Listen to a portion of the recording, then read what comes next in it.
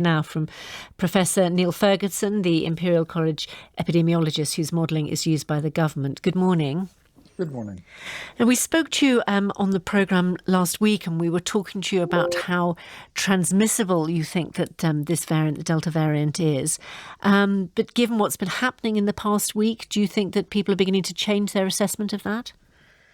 We're certainly getting more data. And unfortunately, the news is not as positive as I would like on any respect about the Delta variant. The best estimate at the moment is this variant may be 60% more transmissible than the Alpha variant. There's some uncertainty around that depending on assumptions and how you analyse the data, between about 30 and maybe even up to 100% more transmissible, but certainly substantially more transmissible. And as we've already heard, it's partially escapes vaccine immunity, though there's still a good deal of protection, and may well cause more severe disease from the new hospitalisation data you just reported. I just want to be sure that I caught properly what you said there, but you think your best estimate is 60% more transmissible?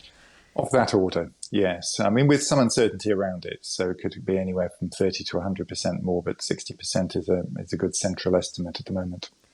And I guess the question, as well as how transmissible it is also how harmful it is. And we do have this work by Public Health England saying that there may be a higher chance of people being hospitalised with it. What are your thoughts on that? So it's important to say that most people being hospitalised at the moment with this variant and with any COVID variant are unvaccinated. And so it's clear that the vaccines still are having a substantial effect, though it may be slightly compromised. We're still waiting data on how much this new variant can evade the immunity which protects you against hospitalisation. But the data being reported relates to unvaccinated people. So if you haven't been vaccinated, there appears to be, both from Public Health England data and Public Health Scotland data independently, about a twofold increased risk of hospitalisation.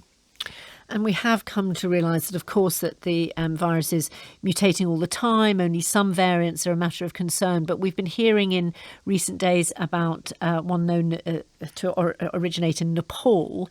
What do you think about that?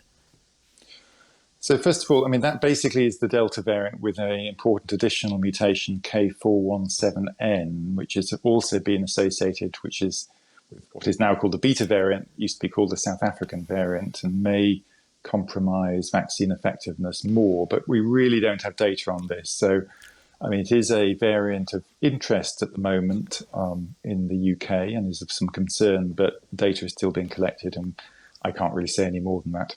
Certainly. Now, you've said a number of times in this interview about awaiting data.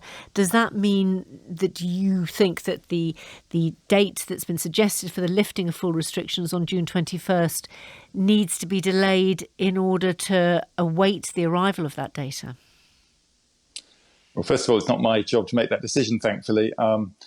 I think the data is pointing this week in a more negative direction than it was last week. So it points towards the direction of being cautious.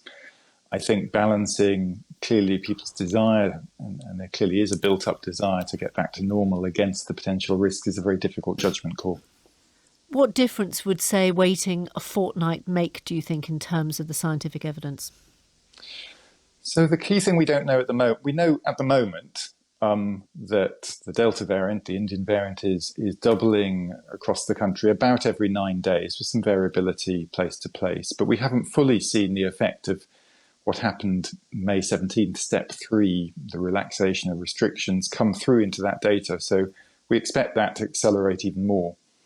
And given now in most areas it's the majority variant, what that'll manifest as is a very marked increase in how cases come through and the rate of cases coming through and the rate of increase of those. What we haven't yet been able to pin down is how that is quite going to translate into hospitalisations.